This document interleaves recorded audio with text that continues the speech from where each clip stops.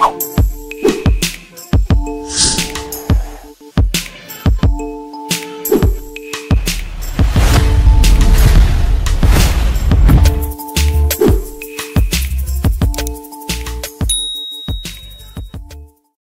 90 minutes seulement d'un retour historique à une phase finale de Coupe du Monde, puisque la dernière participation de la RDC remonte effectivement à 1974. Donc la République démocratique du Congo est à quelques 90 minutes, soit un seul petit match pour faire son retour à la Coupe du Monde. On en parle dans cette émission, très chers abonnés. Vous qui nous suivez à pareil instant, sachez que la République démocratique du Congo n'est que à quelques 90 minutes d'un retour historique à une phase finale de Coupe du Monde. Alors, on en parle comme je venais de vous le dire.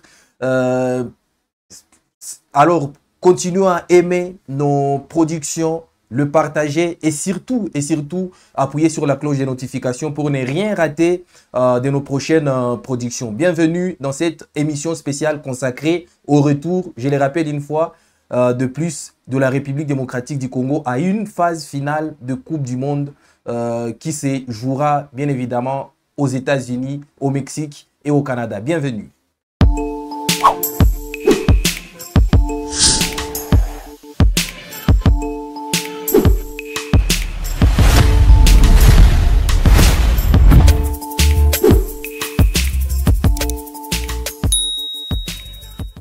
Avant d'évoquer ces retours historiques de la République démocratique du Congo à une phase finale de Coupe du Monde, comme je venais de le dire, 52 ans après, puisque la dernière participation de la RDC remonte justement en 1974, donc la RDC est sur le point de retourner à une Coupe du Monde. La RDC n'a qu'un seul petit match à négocier face à un adversaire qui sera déterminé, bien évidemment. On y reviendra dans cette émission. Donc, un seul petit match à jouer pour revenir à une phase finale de Coupe du Monde.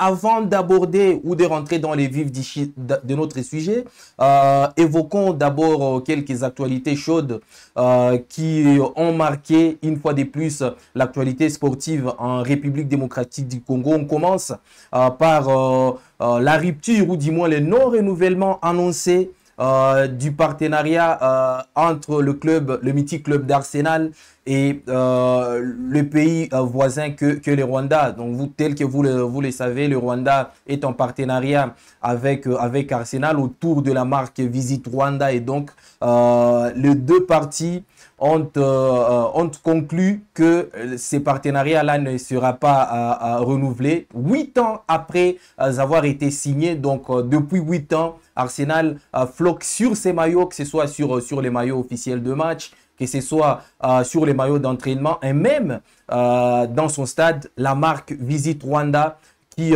promeut en quelque sorte l'image du pays voisin de la République démocratique du Congo, le Rwanda. Donc, 8 ans après, ces partenariats-là viennent d'être annoncés comme clos entre les deux parties que sont Arsenal et le Rwanda. Alors, avant de rentrer justement dans le vif du sujet, nous allons aussi évoquer cette sanction qui vient de couper un joueur du FC Saint-Éloi Lupopo, en l'occurrence Moukoko Amale, dont on connaît tous la turbulence et qui a fait les shows récemment en Afrique du Sud lors du match des 16e de finale de la Ligue des champions africaine face à Orlando Pirates. Ces jours-là, Moukoko Amale avait quasiment choqué toute l'Afrique du Sud et il avait d'ailleurs écopé des justesses à un carton rouge, mais après que la CAF ait analysé les vidéos, les images, elle vient justement de suspendre pour 2 matchs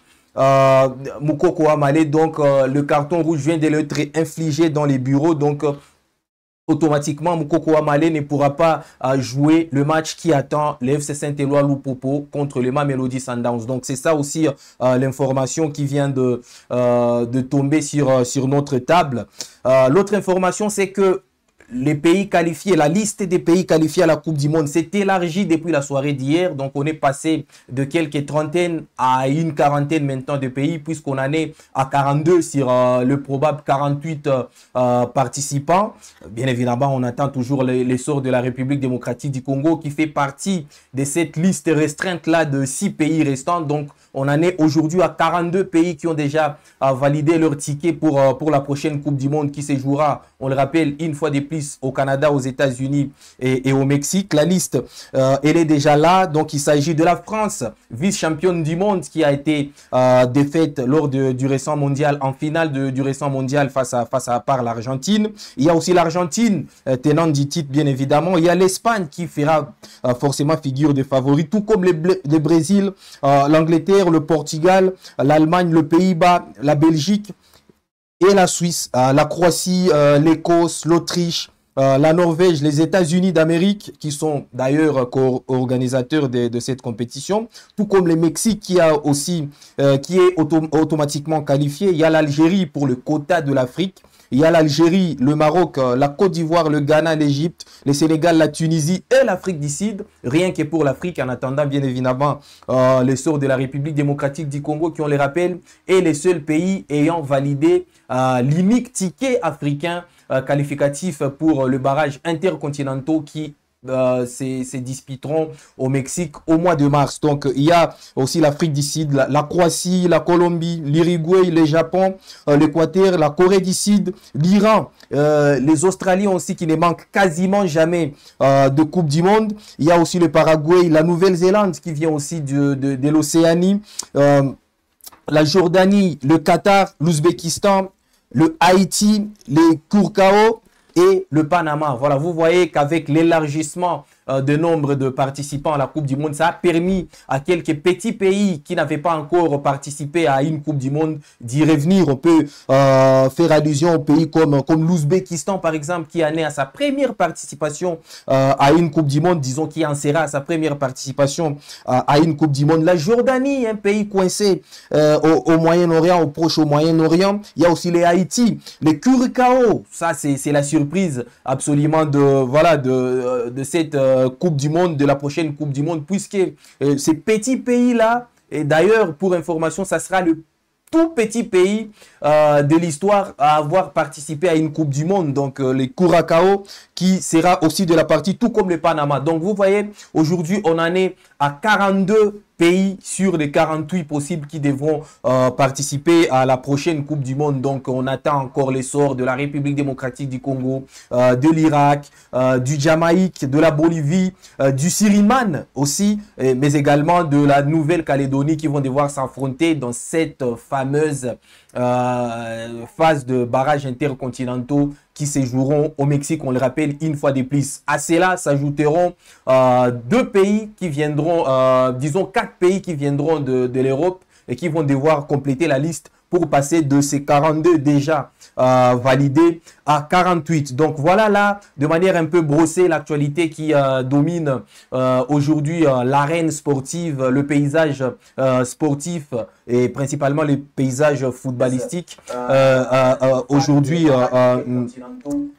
sur le plan continental et sur le plan planétaire. Alors, on était justement en train d'évoquer le cas de la République démocratique du Congo qui est à seulement 90 minutes de valider sa participation pour la prochaine Coupe du Monde. Mais avant d'aller à ces fameux barrages intercontinentaux qui verront la République démocratique du Congo s'affronter à quelques pays venant de l'Amérique et d'autres venant de l'Asie, la RDC a d'abord infligé une défaite aux Lions indomptables du Cameroun, puis aux Super Eagles de la Tunisie. Donc nous allons devoir une fois de plus vous plonger dans l'ambiance qui a caractérisé l'accueil de la République démocratique du Congo, ou du moins de Léopard de la République démocratique du Congo à Kinshasa par le président de la République, puisque dans nos récentes productions, nous l'avons dévoilé, ou disons nous vous avons livré que les premiers lots des vidéos, il y a une autre vidéo qui met en scène le président de la République en train d'accueillir les ambassadeurs congolais qui qui ont réalisé leur mission avec brio d'ailleurs, en sortant à la fois le Cameroun et le Nigeria lors de barrages continentaux. Donc, nous allons devoir vous laisser suivre cet élément qui illustre l'accueil des léopards par le président de la République au stade de martyrs de la Pentecôte. Suivez.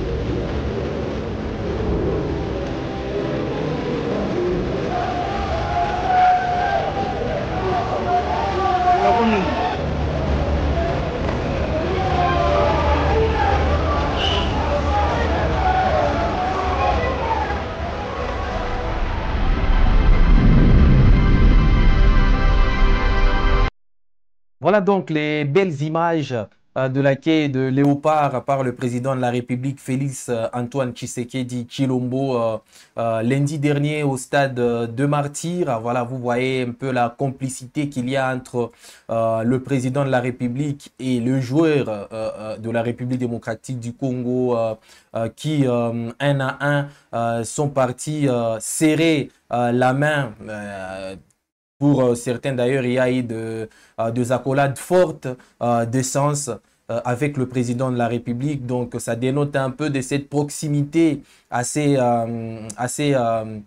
positive de Félix Tshisekedi vis-à-vis de l'équipe nationale. Donc voilà en quelque sorte ce qui aura caractérisé l'arrivée de Léopard à Kinshasa, bien accueilli au stade de Martyrs par le sportif numéro 1 du pays et une foule immense. On y est revenu dans nos précédentes productions.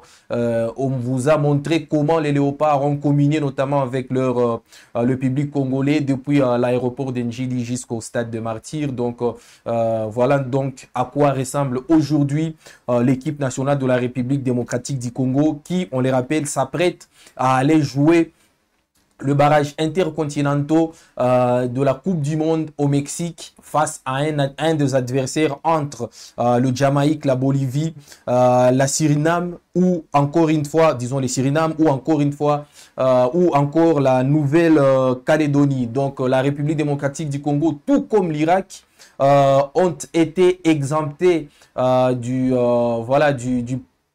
tour préliminaire de ces, il y en a bien évidemment, du tour préliminaire ou du premier tour de ces barrages intercontinentaux sur fond de leur ranking FIFA. Donc vous savez très bien, mieux que nous d'ailleurs, que l'Irak occupe la 57e position sur les rankings FIFA, pendant que la RDC n'occupe que la 60e position. Bien évidemment, il y a de fortes probabilités que la RDC grappille un peu des places à ces classements FIFA-là.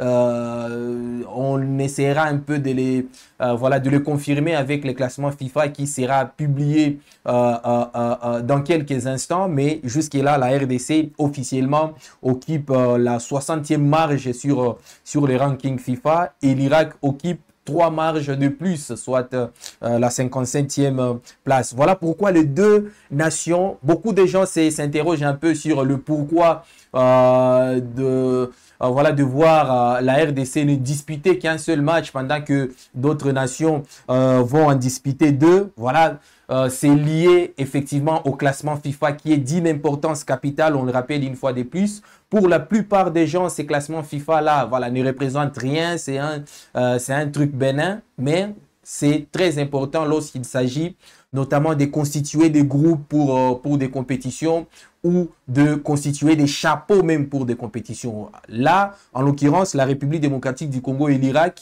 s'il faut parler de, voilà, dans les langages un peu courants, sont dans les chapeaux 1 et donc sont exemptés du premier tour de ces éliminatoires, disons de ces barrages intercontinentaux qui se joueront au Mexique en mars prochain. Donc la RDC a été exemptée, tout comme l'Irak, et donc ne devront pas jouer le préliminaire et n'attendront leurs adversaires que dans les deux finales qui se joueront. Donc il y aura deux finales auxquelles sont déjà qualifiés la RDC d'une part et l'Irak d'autre part. Donc parmi les quatre adversaires, en l'occurrence le Jamaïque, la Bolivie, le Suriname et la Nouvelle-Calédonie, deux de ces quatre demi-finalistes rejoindront la RDC et l'Irak dans les deux finales attendues dans le cadre de ces barrages intercontinentaux. C'est-à-dire qu'il y aura deux finales et donc tout naturellement deux qualifiés, des billets à prendre, des tickets à prendre pour la prochaine Coupe du Monde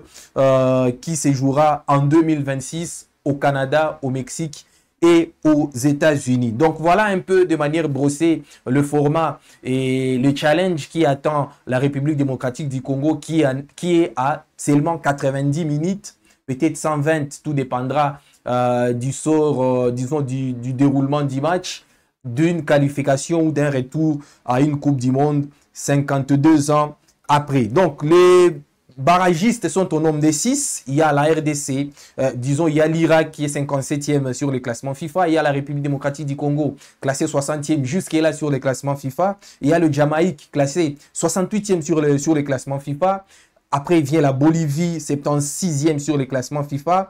Le Suriname, un pays dont on ne connaît pas vraiment voilà, le passé dans le football, mais qui est quand même, qui s'est invité à la fête. On y reviendra un tout petit peu après. Qui est classé 126e au ranking FIFA. Enfin, la Nouvelle-Calédonie qui est classée 150e sur le même ranking FIFA. Donc, la RDC et l'Irak sont tout naturellement en finale de ces barrages intercontinentaux de la Coupe du Monde. Alors, parlons-en de ces barragistes et principalement de probables adversaires qui vont devoir affronter la République démocratique du Congo, puisqu'il y en a 4.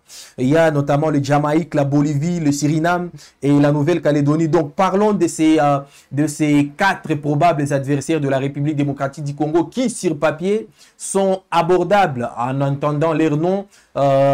Ces nations-là sont abordables pour la République démocratique du Congo. Mais attention, parce qu'il y en a deux qui sont très sérieuses et qui ont un réservoir à la fois des joueurs, un passé intéressant. Il s'agit notamment du Jamaïque et de la Bolivie, évidemment. Donc, on va d'abord parler du Jamaïque qui s'impose aujourd'hui comme l'un des adversaires sérieux de la République démocratique du Congo et surtout l'un des adversaires à éviter pour les Léopards, puisque le Jamaïque est classé seulement 8 places derrière la République démocratique du Congo. Et donc, le Jamaïque qui a joué récemment un match amical face au Nigeria, le même Nigeria que la RDC a récemment surclassé. Le Jamaïque a vraiment existé dans ces matchs-là. Sur ces images que vous êtes en train de voir, vous allez constater que le Jamaïque a vraiment résisté face au Nigeria et le Jamaïque a des très bons joueurs. Donc, il faut faire très attention à cette sélection-là qui a des grosses individualités dont on parle peut-être peu parce que les Jamaïque, ce n'est pas une sélection de football, ce n'est pas une grande sélection de football, mais qui a quand même de grosses individualités sur lesquelles il faudrait revenir. Alors, le Jamaïque, déjà, comme j'étais en train de le dire, il n'a pas vraiment un passé mondialiste très lourd puisque le Jamaïque n'a déjà participé à une Coupe du Monde qu'une seule fois et c'était en 1998. Bien sûr, c'est plus récent que la RDC qui a été en 1974. Donc, le Jamaïque a un passé certes récent à une Coupe du Monde, mais ce n'est pas du tout un passé lourd puisqu'il a déjà participé qu'à une seule édition de Coupe du Monde. Donc, on est justement en train de parler de cette équipe du Jamaïque qui a vraiment des individualités intéressantes. Il y a à la fois beaucoup de joueurs qui sont passés par la Première Ligue anglaise. On peut parler notamment du joueur comme Pinnock qui évolue jusqu'à maintenant au niveau de Brentford, qui a été pendant longtemps coéquipier de Yohan Wissa et qui forme en quelque sorte la base arrière de cette sélection jamaïcaine. Il y a aussi des joueurs très intéressants comme Isaac Hayden qui est passé par Newcastle. Aujourd'hui, certes, il évolue en deuxième division anglaise, mais qui a connu les très hauts niveaux à travers Newcastle où il était un des piliers du milieu de terrain. Il y a aussi des joueurs dont les noms sont très bien connus pour ceux qui sont habitués ou accoutumés à la Première Ligue anglaise. C'est le cas de Demarai Gray qui a joué pendant longtemps d'abord à Leicester, puis à Everton. Et il y a des joueurs aussi comme Mikel Antonio dont on connaît tous la force physique. Ces joueurs-là de West Ham qui a servi pendant très longtemps les Hammers, qui est un très bon numéro 9. Mais également un autre joueur, un autre probable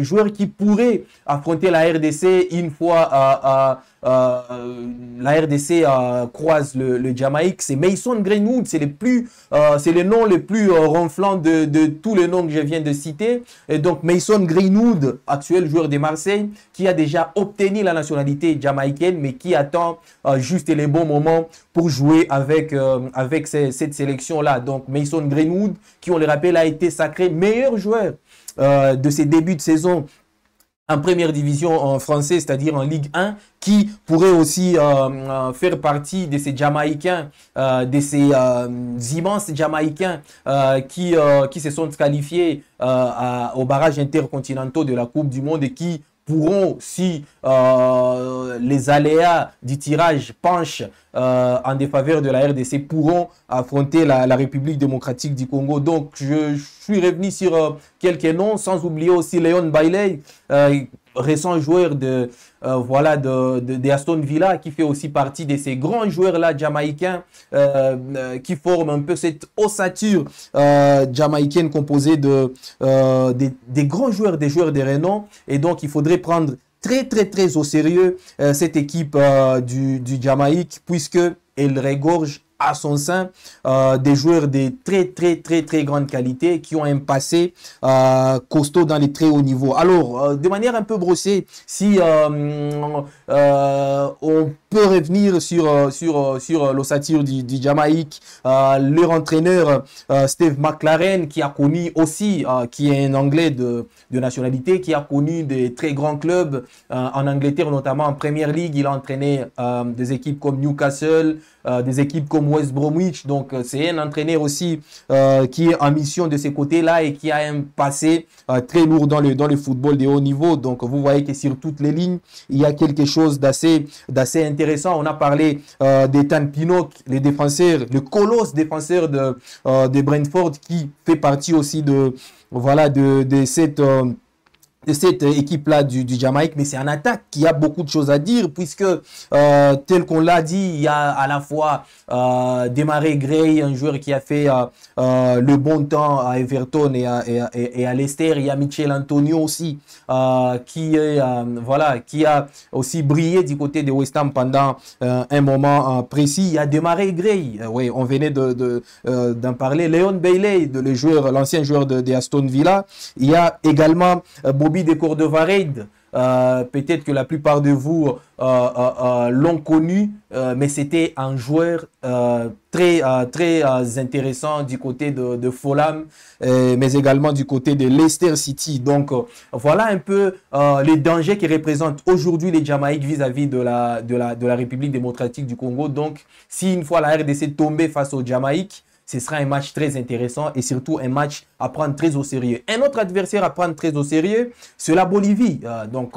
Une sélection qui évolue au niveau de l'Europe, de l'Amérique du Sud, qui a l'habitude de croiser des grosses sélections comme le Brésil, comme l'Argentine. La Bolivie, qui en passant a d'ailleurs battu le Brésil tout récemment, c'était en septembre, dans un des matchs les plus fous de l'histoire de cette sélection bolivienne qui avait défait ces jours-là le Brésil. Vous êtes en train de voir les images sur vos écrans. La Bolivie qui avait défait le Brésil de manière assez surprenante, puisque on connaît tous la robustesse footballistique que représente le Brésil, mais la Bolivie avait fait chuter le grand Brésil grâce notamment à un but de Miguelito sur penalty. Il y a eu bien sûr un penalty très controversé sifflé en faveur de la Bolivie, mais quand même Miguelito avait permis à la Bolivie de battre le grand Brésil, le très grand Brésil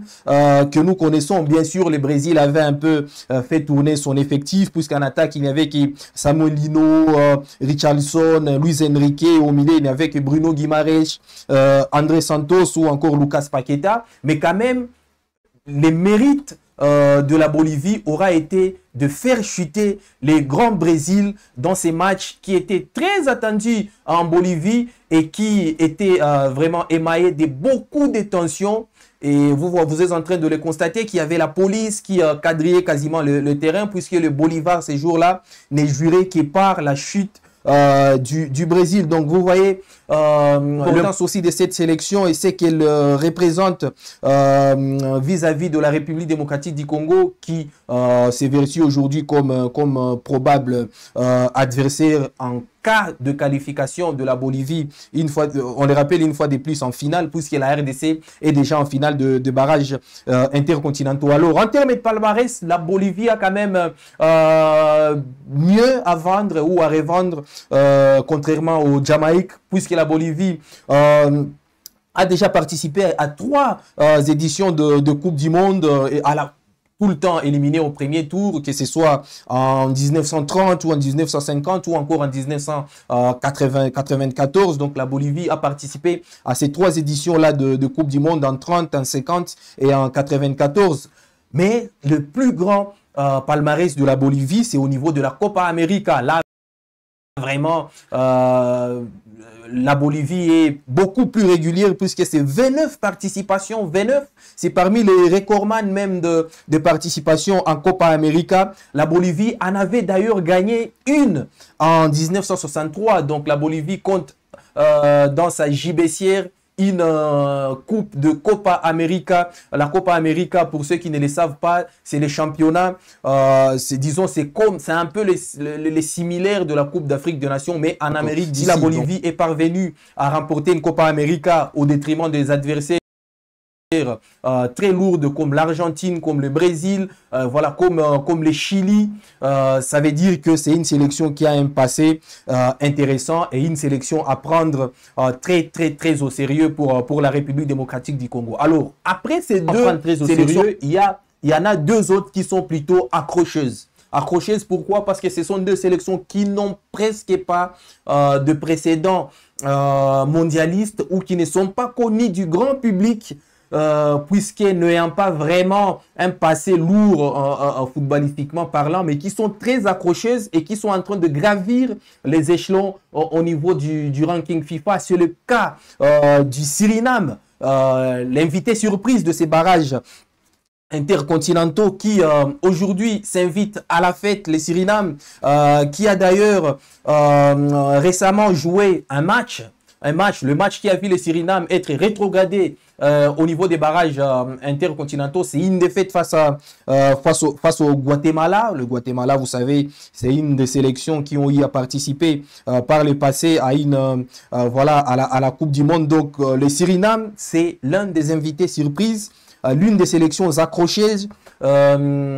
auxquelles peut-être fera face la République démocratique du Congo. Donc les Suriname aujourd'hui, peut-être les noms ne vous disent rien, mais c'est quand même une sélection à prendre très au sérieux qui, je le rappelle une fois de plus, venait de perdre son match face au Guatemala sur des buts guatémaltèques inscrits. Vous êtes en train de les regarder sur vos écrans, sur les buts marqués par l'homme Escobar et Santis côté Guatemala, et il y avait Samayoa côté Suriname qui avait inscrit, bien évidemment c'est un joueur du Guatemala qui avait inscrit contre son camp. Donc une défaite, certes, voilà, un résultat, une contre-performance, mais qui quand même ne cache rien, ou disons ne dit rien sur la progression du Suriname, qui a gagné en l'échelle de 3 mois seulement 10 marges sur les rankings FIFA, puisque les Suriname, tel que je venais de le dire,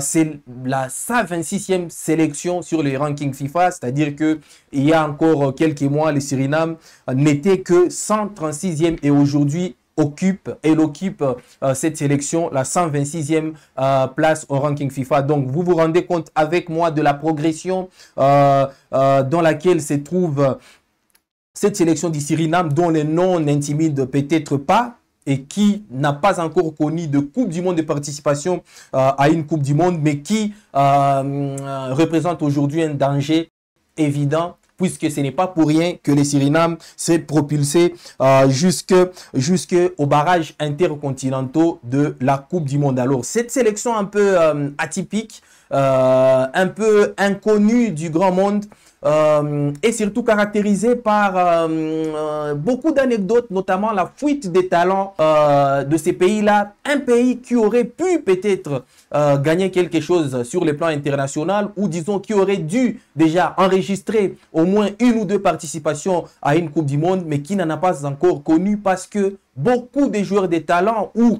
de nationalité surinamienne fuient absolument les pays pour aller monnayer leurs talents ailleurs. C'est le cas de beaucoup de joueurs néerlandais, parce que du point de vue historique et politique même, les Suriname entretiennent de relations très fortes, très historiques, très solides avec les Pays-Bas. Voilà pourquoi le sélectionneur du Suriname est un sélectionneur d'origine du Pays-Bas, c'est-à-dire néerlandais, mais également beaucoup de joueurs néerlandais qui ont eu à faire voilà, l'histoire même de cette grande sélection que le Pays-Bas ont et disons sont d'origine surinamienne. On revient sur certains noms que vous connaissez sans doute, puisqu'il y en a certains qui ont été même Ballon d'Or. C'est le cas de Clarence Seedorf, qui a des origines du Suriname et qui a préféré jouer pour les Pays-Bas. C'est le cas d'autres joueurs de talent comme Edgar Davids, les joueurs qu'on a notamment découvert, non pas que par le talent, mais aussi par ses lunettes légendaires, puisqu'il il jouait, il rentrait sur les terrains avec ses lunettes. Donc Edgar Davids, qui a aussi des origines du Suriname, mais qui a préféré jouer pour le Pays-Bas, tout comme Clarence Seedorf, un très grand joueur qui a fait l'histoire absolument du Pays-Bas, qui aurait pu jouer pour son pays d'origine, le Suriname. Donc vous voyez que certes, le Suriname n'est pas un pays de football, mais quand même, il aurait pu connaître une histoire sportive beaucoup plus lourde si tous les joueurs d'origine surinamienne n'avaient pas choisi le Pays-Bas. Donc il y en a énormément qui ont fait de grosses carrières, mais qui n'ont pas malheureusement choisi de jouer pour les Suriname. Alors en dernier lieu, il y a la Nouvelle-Calédonie. Là aussi, c'est un invité surprise, parce que personne ne s'attendait à ce que la Nouvelle-Calédonie s'effraie un petit chemin aux barrages intercontinentaux, lequel barrage quand même des grosses sélections comme le Cameroun, comme le Nigeria n'ont pas pu y participer. Donc la Nouvelle-Calédonie, elle, s'est invitée à la fête, mais c'est une sélection qui a connu un désastre absolu il y a quelques jours à la Coupe du Monde de moins de 17 ans. Sur ces images que vous êtes en train de voir avec nous, très chers abonnés, la Nouvelle-Calédonie s'est inclinée 16-0, ou disons 0-16 contre le Maroc lors de la Coupe du Monde de moins de 17 ans, la récente Coupe du Monde de moins de 17 ans, encaissant ainsi l'une des défaites les plus affligeantes de l'histoire du football. Donc vous êtes en train de voir sur la vidéo comment les buts sont en train d'entrer à l'appel, quasiment dans tous les sens, de tous les coins, de toutes les manières, effectivement. Donc c'est un désastre absolu qui a dénoté à la fois du courage de ces pays à exister dans les très hauts niveaux, mais également des axes et des progressions qui restent encore à faire pour ces petits pays, on le rappelle, de l'Océanie. Donc 16-0, c'est la défaite récente de la sélection de la Nouvelle-Calédonie chez les I-17 face au Maroc. Vous savez, le Maroc, c'est du point de vue, c'est l'un des pays les plus outillés en la matière. Donc, la Nouvelle-Calédonie est aujourd'hui ce qu'on peut considérer comme la troisième nation du football au niveau de l'Océanie, puisque vous savez tous que lorsqu'on parle de l'Océanie, on voit l'Australie qui ne rate quasiment jamais de Coupe du Monde. À défaut de l'Australie, c'est la Nouvelle-Zélande. Alors, comme la FIFA a essayé un peu, disons, a élargi le nombre de participants à la Coupe du Monde, ça a frayé une petite brèche à cette troisième sélection plus forte de l'Océanie footballistiquement parlant, c'est-à-dire la Nouvelle-Calédonie, a joué au moins les barrages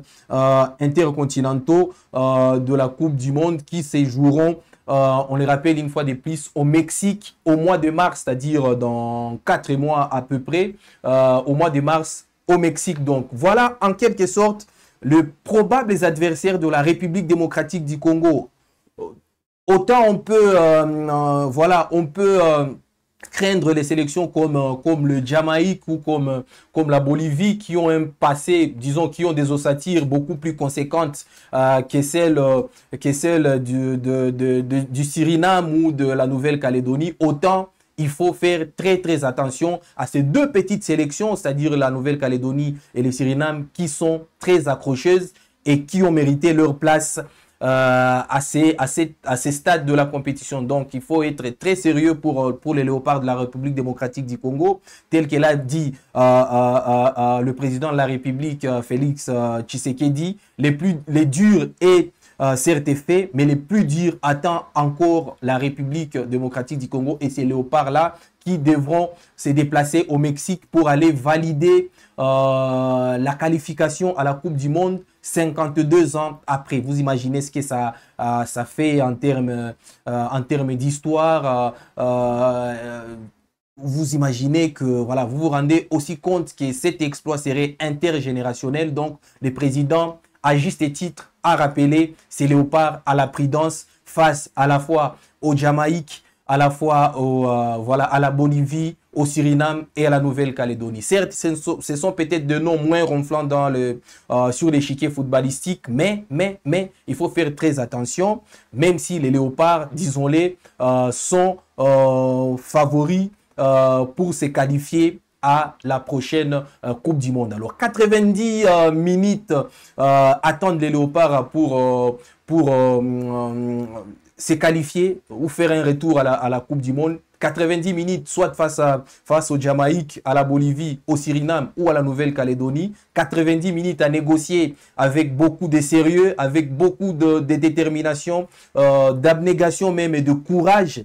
90 minutes à bien négocier, 90 minutes de rêve, 90 minutes de passion, 90 minutes d'extase pour tout un peuple, pour tout un pays, pour toute une nation qui n'attend que ça depuis 1994. Merci beaucoup, très chers abonnés, de nous avoir prêté oreille et surtout de nous avoir suivis aussi, bien évidemment. Merci de continuer à aimer nos productions.